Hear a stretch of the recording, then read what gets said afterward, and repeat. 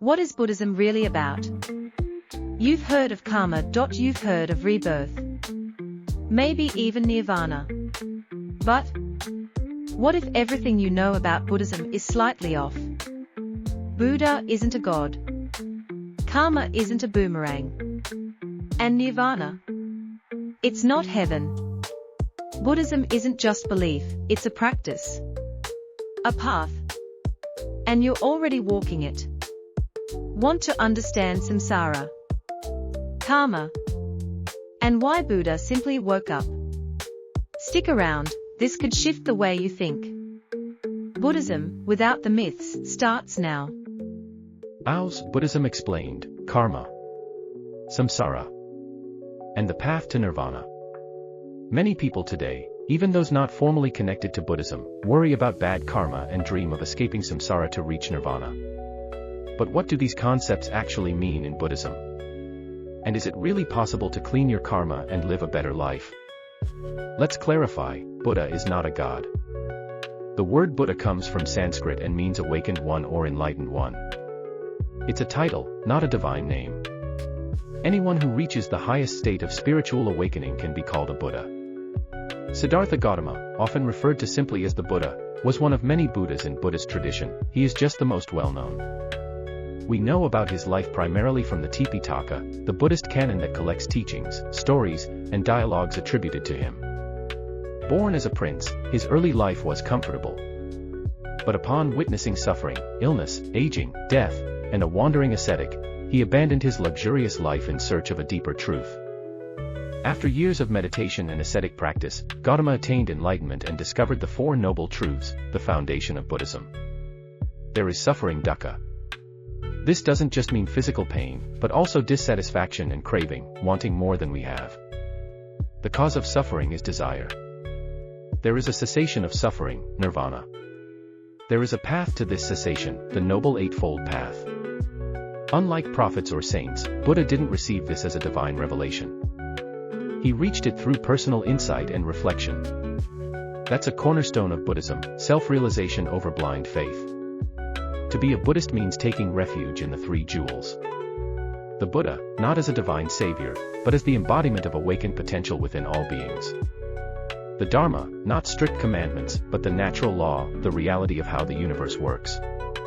It helps us understand impermanence, interdependence, and the nature of suffering. The Sangha, the community of those who walk the path of insight and liberation together, offering support, reflection, and shared wisdom. The Noble Eightfold Path is not a list of rules but a comprehensive way of living and training. It includes three key areas: wisdom, ethical conduct, and mental discipline. Wisdom prajna. Right view, understanding the Four Noble Truths and seeing reality as it truly is. Right intention, commitment to renunciation, goodwill, and harmlessness. Ethical conduct sila. Right speech, speaking truthfully, kindly, and without gossip or slander. Right action, acting in ways that are non-harming and compassionate. Right livelihood, earning a living without causing harm to others. Mental discipline samadhi. Right effort, cultivating positive states of mind, letting go of negative ones. Right mindfulness, being fully aware of body, feelings, thoughts, and phenomena. Right concentration, developing deep states of meditative focus. Practicing this path leads to liberation from suffering. But it's not easy. Letting go of desires, attachments, and even the ego itself is profoundly challenging. Think about this: could you go a day without your phone? Without negative speech? Without desire for more? That's why enlightenment is rare, because few people are ready to walk the path in full. What about karma?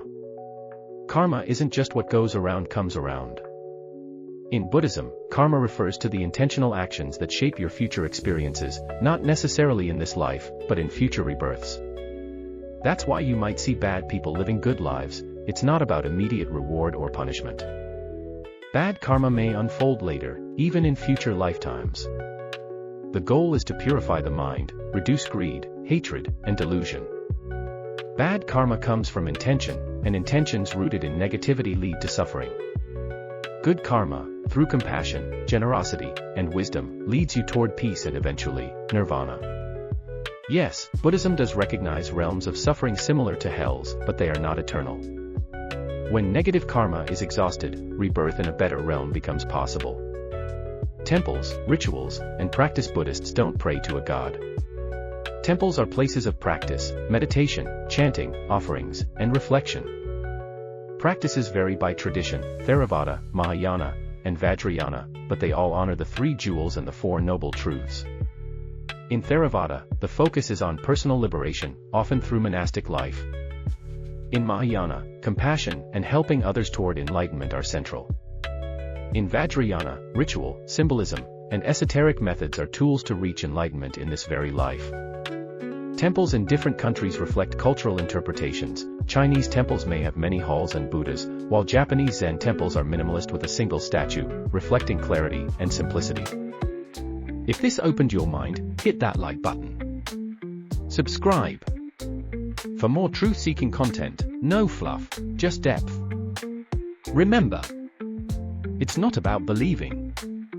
It's about experiencing. See you on the path. New videos every day. Stay curious.